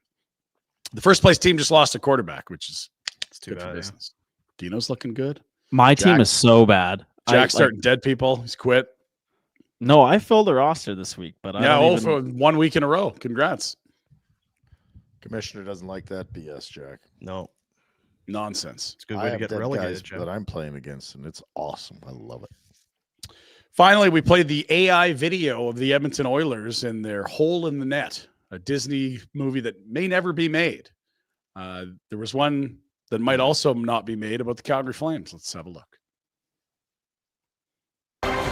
We have the pieces to win the cup. Sure we do. We're still in this. We could still win the cup. It's so dumb. But hey, we're not just taking runs at Edmonton because they fumbled a dynasty. We'll take runs at any team here. We Right? love cheap shots. It's so good and easy.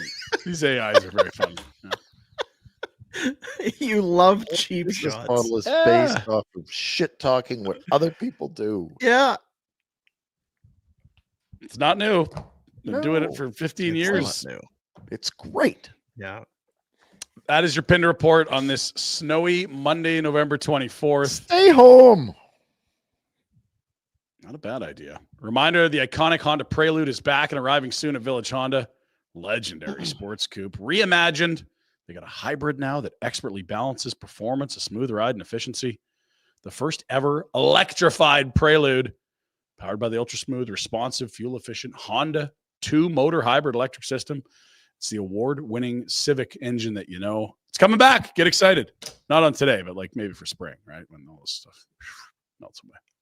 When I first started doing radio, the salespeople would get angry with you if you suggested people to stay home. Yeah, don't do that, Red. They'd be like, "Don't." Oh, really? Why? Yeah. Well, all the advertisers at the shopping mall and everybody that's got businesses, they don't want people to stay home. You're telling people to stay home? Just tell them to be careful when they're going out. Well, we don't have a sales staff, so they can kiss my ass. You're going out. Valid If you're point. going out to the mall to do some shopping, please be careful. But certainly still go out and do some shopping. What if we said stay in and hammer some Bet 365? I mean, I don't need your help, segues. it's a new universe. Pinder. I'm just I saying, some of our clients would appreciate staying in. Yeah. Thanks for that, though. Appreciate it. So you're saying go out and about in this? Dean, are you going to be held accountable for fender benders today? No. You better If get a that's the cloud case, law. then I'd love you to run up to Bonton and grab some meats for me and drop them off on the way back. Dean will be out and about. Remember we had that conversation about, it was last week. He said, do you want to, because we're going to go Thursday, American Thanksgiving. We're going to do some stuff with Bonton. You don't need me to set up the menu. No, I don't need. Brett's got it. And then today, do I So need to the do anything plan for on that? Thursday. Or so for, I was looking for details. I'm Okay. detail oriented. Yep. Mhm. Is there something specific you wanted? I totally trust. That's what I was saying is no one needs to tell you what to do as far I'll as a cook. menu. You take care of the tech because I was worried Yeah. about the tech stuff, and that's Well, I hope, yeah, there was a lot on my plate. your I'll internet bartend. seems okay. That's the only concern, I think, is that the internet will be okay. All bartend, Brett's on food, Dean's on tech. I don't know anything about the internet. Yeah, I know. Because Thursday's show is going to be coming to you from Rhett's house as we are hijacking and we're Thanksgiving crashing American Thanksgiving. There's no As way should. there's no way we're going to sit here working like a bunch of losers No, sir. while the Americans sit there and pass out on their couches full of turkey and booze and watch game after game of football. No longer. Bonton Meats presents the Barn Burner American Thanksgiving Takeover. Oh, As we yeah. go live from Rhett's house on Thursday, we'll do the show. We'll keep the stream open. We'll have commentary. We'll have food spilling on our shirts. Tryptophan in full effect. People passing out. Yeah. Yeah. You'll get to see Jack cursing and swearing about the Steelers. Puddles of drool. Yeah. What's the lineup again? Who's playing? We've got a hell of a day. Yeah, real good one. We've got a hell of a day. Because usually, remember, it was when the Lions were awful. You had to go to watch the Lions, and they're going to be awful, and Cowboys are always going to be on. But this year, it looks all right. Green Bay at Detroit, 11 a.m. Oh, Detroit early favorites, -2.5. That's a divisional matchup. It's in Detroit. They and Dallas always host Thanksgiving games. The third game bounces around a bit. Second game is Chiefs at Cowboys, 2:30 Mountain. Oh, that's going to be good. Cowboys looking relevant. Chiefs just pushing that nail out of their coffin finally against Indy last night. They almost got cooked. And the Bengals might have Joe Burrow back. Joe Burrow. They play the Ravens, who've won 5 in a row and have laid the smackdown on Jack's Pittsburgh Steelers, taking over top spot in the AFC North with 2 games remaining head-to-head between the two. Pinder. Yo. Are you on Bet365? Yeah, why? What do you want? I want the Ravens to win the Super Bowl. Okay, I'm gonna look. F off, Rhett. Oh, wow. That struck a nerve, Rhett. Holy smokes. Out of left. Jeez. What, Jack? You're a Bills fan. That is Come a on. good bet. That is a good. Well, I don't know what the bet is. I guess what the numbers are. Yeah. Going to futures. Hang on here. Futures, Super Bowl, Rams +400, Eagles +650, Seahawks, Colts, Chiefs 10-1, Lions 11-1, Bills 12-1, Ravens 12-1. Yes, that's Yeah, a good bet. I like that number. I don't know. I was watching because it was on at Cowboys Casino. I guess it was the afternoon game. I was watching here. I was watching highlights. Watching Lamar and Derek try and get into the end zone. They look a little old, fellas. 5 in a row. Second and goal. Stopped at the 1. Third, stopped at the lost a yard. Back to the. I don't know. They got their bye at the right time. They're real dinged up. They're getting healthier. But that's why we watch these games. That's why we get together and yes. get hammered and eat a bunch of food and fall asleep. And they are playing the Bengals defense. 97. Boom. He's not old. Thursday, it's the No. Bengals. They'll look younger. I promise you that. The Bengals defense is atrocious. They make games exciting, though. They sure do, especially if Burrow's back. It's like it's over under set for 70. So Thursday. So without giving, is it going to be a surprise? Like, what are you thinking? Are you taking requests or like for the? No, we're traditional. Turkey. I think so. I love turkey. I you do. Gravy. Yeah, the gravy's so good. Though. I'm open to. There will be no bean salad. Thank you. Sorry, Ryan. Don't apologize So to if me. you still want to come, come. But I'm not promising. Ryan's kids aren't coming then. That's for the better. Yeah. You don't want 2 hyenas shredding your house apart. Yeah, no, we'll do traditional. I think. Oh, so good. Jack, any special requests? You're the food guy, Rhett. I'm gonna leave it up to you.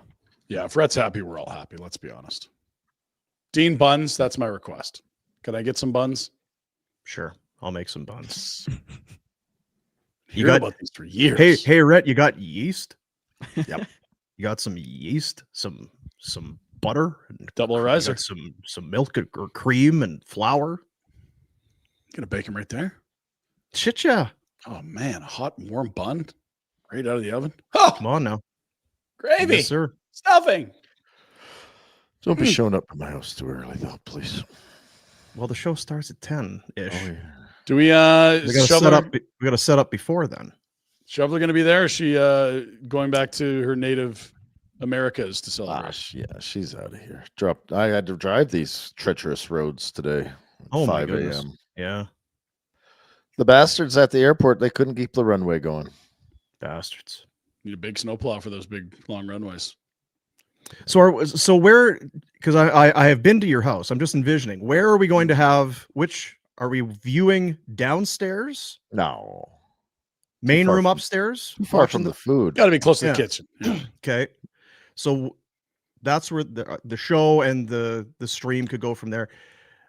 I feel like we will need a kitchen cam as well for what's going on in the kitchen. Mhm. Hey, Jack. Yes, we do. Jack to the Maybe one of those body cams that Kami's selling. We could strap one on the chef. Yeah, That's get not the Connie to worst come on idea. over. This is a taser. Oh, Could have used the taser in Prince Albert. yeah. Probably. Talk to Kami. Let's take a look at our bets for today. Bet365. We love them. We'll go through our whatever week 12, week 3, whatever the hell it is. Tomorrow we got Monday. You picked 1,000 Oh. games, so you got the Monday nighter. We'll go through the picks tomorrow. Oy.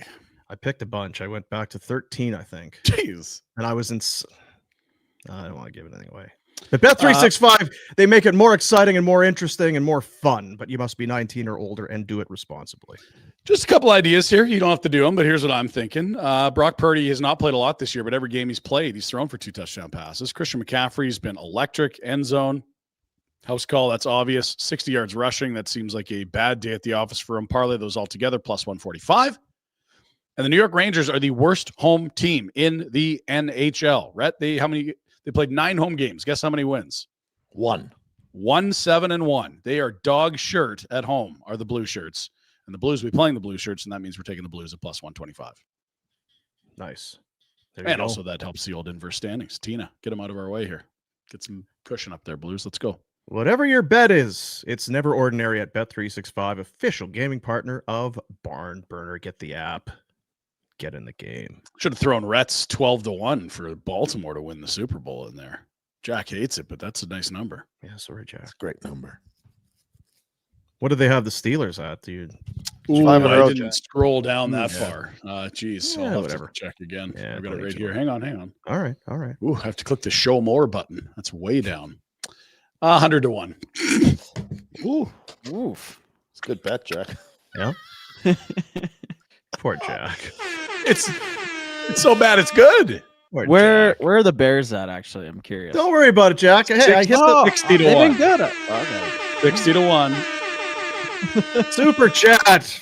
Proceeds going to the youth centers of Calgary. If you're watching live, you put some money down with your comment. The money goes to a great cause, and we then, at the end of the show, get to your comments, which we do right now. Richard Braley, $10. Suddenly, this team is mildly interesting to watch. Farabee and Frost are starting to get going. If we could just get Zary going. I got one last night. Could feel it. I love this because Richard's grading on the scale where a mildly interesting is a really big compliment. Hey, you know what, guys? He's not wrong. Mildly interesting. They were here. watchable last night. You wouldn't Yeah. switch channels. I do like seeing Zary score. Yeah, and he's right on Farabee and Frost. The offense is finally starting to come. You see all that soft skill, like the skating, the hands. Good to see it starting equating to points. Soft skill. Look, he's got a lot of tools. Why isn't there more offense? Well, it's starting to come, and also he's playing with Coronado and Huberto, which has There you been. go. And Farabee, keep scoring so we can trade this guy. Let's go. Oh, jeez. Handsome Dan, vacation rentals, even Wow. after a weekend. This boy Dan, lot 80 of bucks, goals. $10 a goal. Did you guys know that the team to the north has a league worst 84 goals against? Something's not right up there. Also, the Flames only have to win 5 more in a row, and they will be back to NHL 500. Donnie Malone has hope to be mushy middle again. It's not dead yet. The dream of winning culture is still alive. I know. I asked you yesterday. Is there a chance that we're going to spend the second half of the season doing That's going to be talking about 3 adding wingers. points out of a wild card, I guess. But he's not going to sell anybody because, jeez. Tough road trip. We'll see what they're made of. Just ask us by Christmas. Yeah, well, everything will be clear by then. We'll tell you by Christmas Billy. what's going on. Oh, Billy Holden. Give Hubie major credit for sticking up for Maddie. Did like that? People loved Retro that Huberto went after Rantanen after the hit from behind. Shooting the Dukes. It's what should be done. He did it right. He did it instant. Yeah, absolutely. Major credit. Sometimes you can see the hamster running and it's like, oh, I should probably, who is it? He just went in and did it. Yeah. I give him credit. I don't know that it's as hyperbolic as fans are making it out to be. Some are calling it the greatest thing he's done since becoming Yeah, a Flam. I'm like, all right, settle down. But it's nice to see him sticking up for teammates, and I do believe they care for each other. Yeah, it is one of those things where it's like, it's maybe, this guy. Yeah, good on him for doing it, for sure. It's what you should do. If he didn't do it, then we'd be like, what the H? Yes. Is nobody going to stick up for your teammates? So, yes, he deserves some major credit there. Some credit, maybe not major, but yes. Yeah. Thank you, Billy. We're all in agreement to a certain degree. Phillips, 1999 here to add to Dan's $80 for the Flames with the 2 stars scored. Oh, he's paying for the other team goals? I guess. Wow. Good game outside of the rant and hit. Have a good week. You too. Phillips. 5368. Appreciate that. That's a nice little $20 donation to the kids. Like that. Phillips. Ryan Cliff, $13.99. Fantasy hockey is the Dallas model rebuilding. It's just a normal life cycle of a team. If the Flames don't rebuild, it might actually kill the fan base. Fans are Done. which I think it probably means done with this crap. Yeah, he also wanted a comma after the Dallas model. Fantasy hockey is the Dallas model. Rebuilding is the normal life cycle of a team. I agree with him. Just need some punctuation there. I guess so, yeah. 49 idiot. Sorry, Ryan Cliff. Didn't appreciate the $14, but for sure. Maybe he's just like mixing a comma, mashing his keyboard. He's done with this. I'm so with this crap. I'm done with this crap. God, shit. I feel you, Ryan. Hang in there. We got you back. Yeah. By Christmas. How? Yeah, by Christmas. Not sure what we're gonna do for you, but we'll be there for you. Team Eats. Never seen a rink clear out so fast during a third period. Arena was empty on one side when Hughes scored. Then Dad and I met Weegs, Andersson, Zary, Lombo, and Ball while we were out celebrating. Unreal. Celebrating. Roxy. Nice. Fellas stayed in Vancouver last night. 5-2. Go have a good Lombo. time. Go have a good time. Yeah. Crack a couple brews, fellas. Attaboy, Team Eats. Homer. Something. $5. Do stats show the Flames beat the street, finding stars in the mushy middle? The Dallas model fails if you don't outperform the average. Yeah, you need so much time to evaluate that. Like, you probably actually need 10 to 15 years. And Connie's only been running the draft for like 2.5 drafts because he was a late hire to the first one. I think they've done a better job in the draft, but it's very early to declare wins and losses. Yeah. Over the course of their history, they drafted brilliantly in the late 80s, horribly in the mid 90s. That was the Kachuk, Rico Fata, top 6 picks, dog shit, Brent Cron, 20 minutes, top 10 pick. And it's been a lot better of late, but you're still waiting for those guys. It's kind of been better. Yeah, like, Wolf and Mangiapane and Gaudreau, they've hit a lot in the later rounds, which is hard to do. And I don't know, you're changing your amateur scouting staff, get new GMs. It's probably should be evaluated separately. Your philosophy changes, the way that you grade players changes. Who is going to be the GM, though? We're going to know that, too. Mm-hmm. I think it's Connie, Yeah. Rocket Ruby. Fellas! I'm confused at what Maloney has even won as a manager. What makes him the expert on building a winning culture exactly?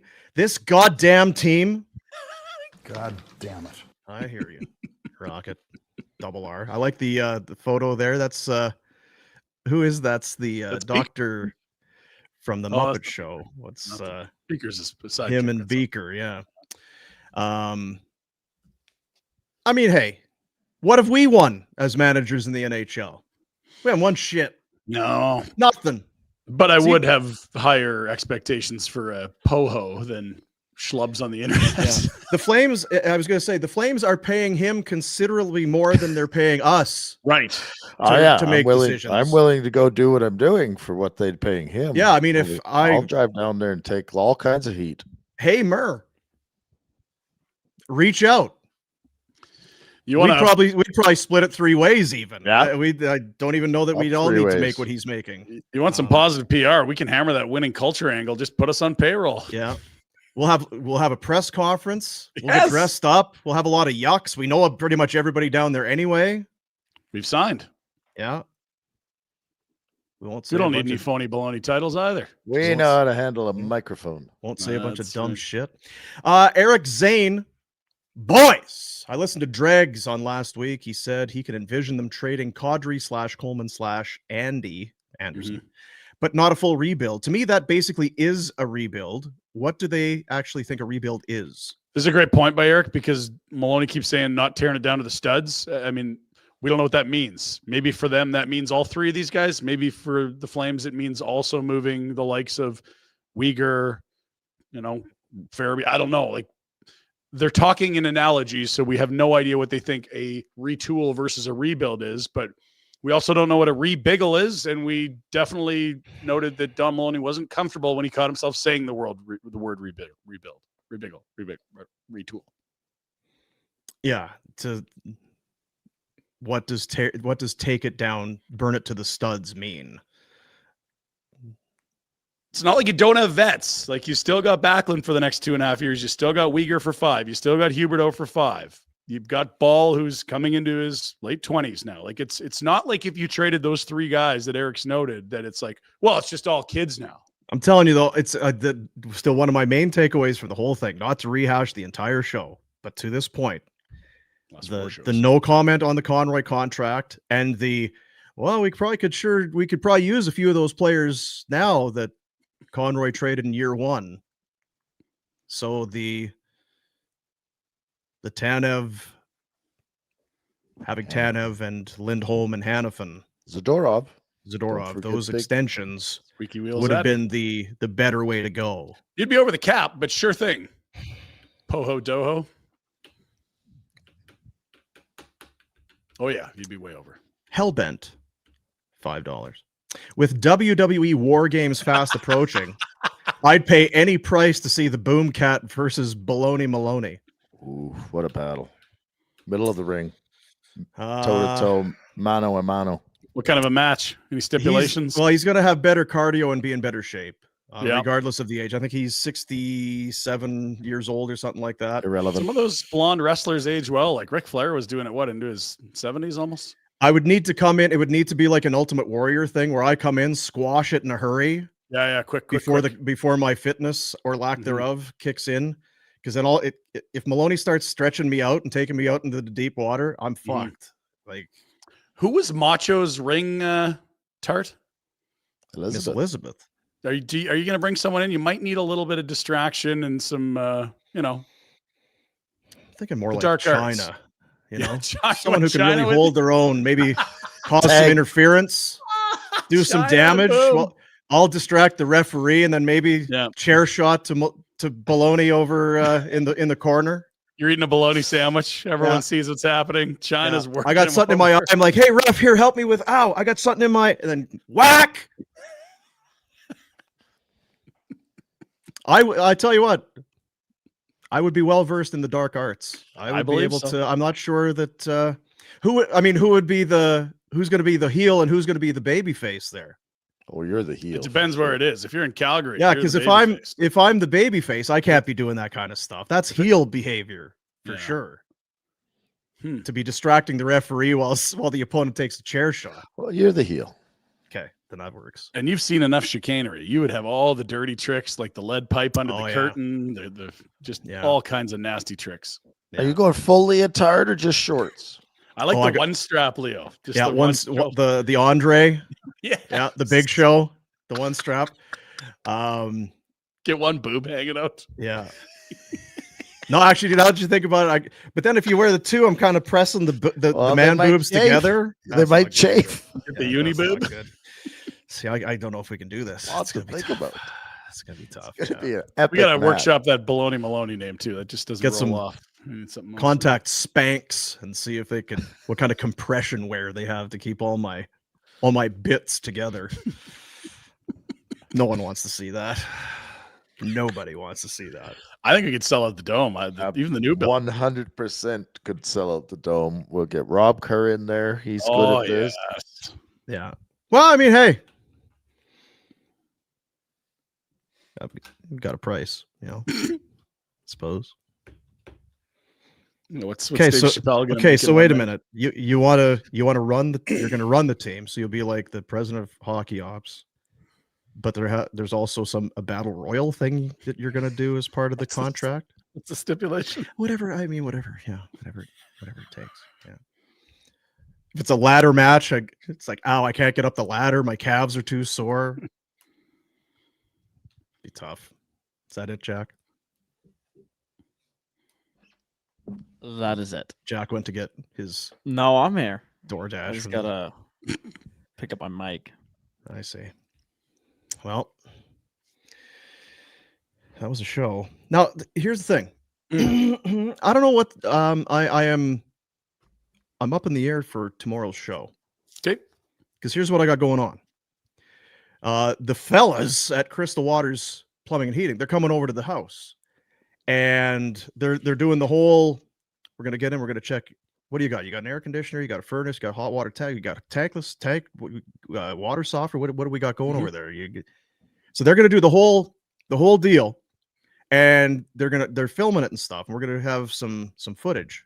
So I kind of got to be around to be Did you mention that you have a job or they didn't? They're aware. Yeah, they sponsor. They're aware, but they're coming over bright and early. I assume I'm going to be okay, but I might be a little in and out. We're going to have to just kind of play it by ear. But I'll be from here tomorrow, from the home studio tomorrow. Okay. Maybe some updates from the garage, from the furnace room, and all of that. I like that. And you getting the garage heater put in too? And I think the garage heater is going in or something. Yeah. Sweet. Yeah. But it's going to be a big day at Boom Grilla tomorrow. Shea So Boom. we're very excited for that. But yeah, Crystal Waters, Shouts. so great, so great. Later this week as well, we're going to be launching year number 4 of our Top Shelf Elf Christmas auction campaign. Closer to home is the charity that once again we have been that we're joined up with. They do great stuff. They have their adopt a family every year. They bring in money, and there's a full list. And unfortunately, the list keeps getting longer of families who are just, there's not going to be a Christmas without some financial assistance. And what we do is try and raise some money. Then it gets to closer to home. They get gift cards for grocery stores, shopping malls, different stores, whatever.